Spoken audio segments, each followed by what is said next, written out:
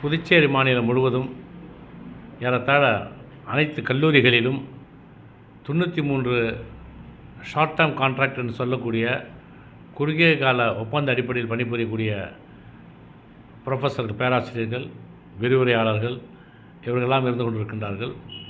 ஆனால் எந்த விதமான முன்னறிவிப்பும் இல்லாமல் இன்றைக்கு அவர்கள் எல்லாம் ஓரல் ஆர்டர் என்ற அடிப்படையில் கல்லூரிக்கு வர வேண்டாம் என்று சொல்லப்பட்டு யாரும் இன்றைக்கு கல்லூரிக்கு போக முடியாத ஒரு சூழ்நிலை.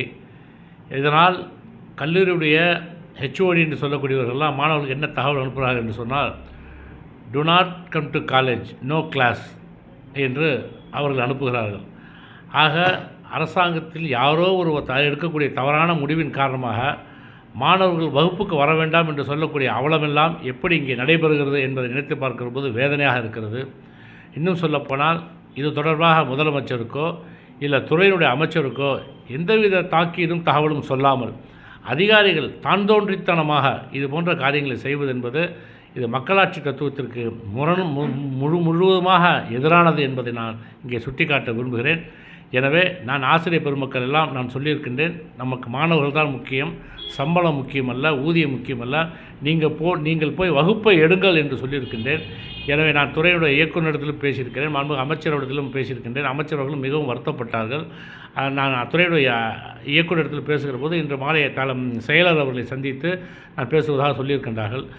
எதையும் பேசி முடிவெடுத்து மக்களாட்சி இருக்கிற போது அமைச்சர் முதலமைச்சரை கலந்து பேசாமல் இது போன்று திடீர்னு முதுகில் அறிவிக்கின்ற காரணத்தால் மாணவர்கள்லாம் அவதிக்கு ஆளாகிறார்கள். ஒரு பீதி உருவாகிறது வேலை செய்கிறவர்களுக்கும்.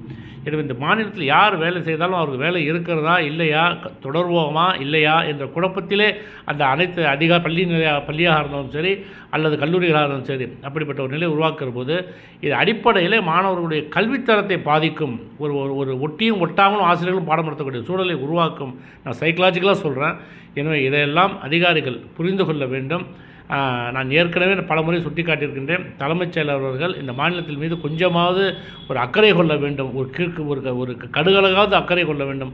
அப்போதுதான் இந்த மாநிலத்தினால் நீங்கள் போற்றப்படுவீர்கள் என்பதை இந்த நேரத்தில் தெரிவித்துக் கொண்டு உடனடியாக விடுவிக்கப்பட்ட அனைத்து ஆசிரியர்களுக்கும் பணி வழங்க வேண்டும். ஏனென்றால் இன்றைக்கு காரைக்காலில் 27 பேர் இன்றைக்கு வகுப்புக்கு போகாமல் சூழ்நிலை இருந்தது. இப்போ நான் அனுப்பி வைத்திருக்கிறேன். எனவே தெளிவான நல்ல முடிவை மாண்புமிகு அமைச்சர் அவர்கள் எடுக்க வேண்டும் என்று கேட்டு நிறைவு செய்கிறேன். நன்றி, வணக்கம்.